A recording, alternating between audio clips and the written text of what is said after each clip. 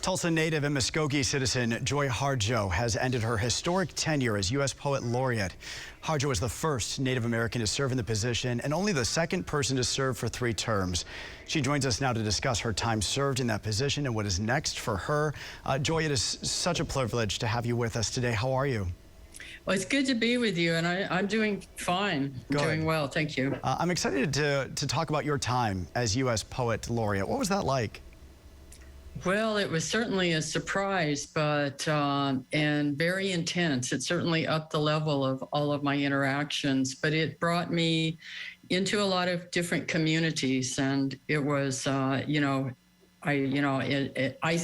see and I still see myself as an ambassador of poetry. You're the first tribal citizen to serve in this role. What does that mean to you?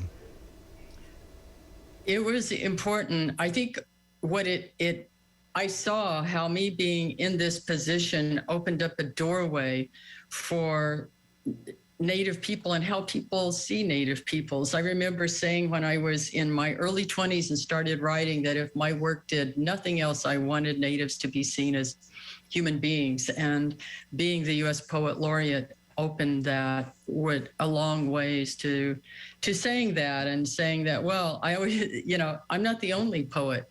There are many of us. There are hundreds of Native poets, and I was able to actually show that in that position. Yeah, your writing is beautiful. Joy, as you look back, 3 terms, what has been your most treasured memory as you look back on those three terms? Oh, there were so many, and I did so many virtual moments because of the pandemic.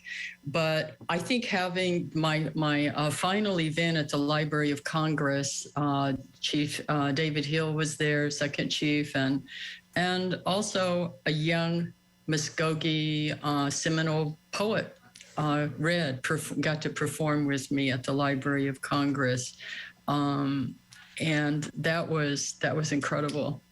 Now a new role for you, I understand, as an artist in residence for the new Bob Dylan Center. What are you looking forward to in this role?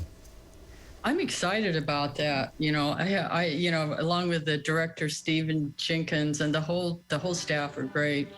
But it's basically storytelling, and there are so many stories to tell of local musicians, national, and I'm looking at national musicians and poets, and I'm looking forward to doing a lot of outreach in our community. You are one of our favorite guests here at News on 6, Joy, and it is so great to be able to spend some time with you this afternoon. We are wishing you well in your new role here in Tulsa. Well, thank you so much. I'm so glad to be home. Yeah, you're welcome. Thank you for your time this afternoon. Good to see you. You too. Take care.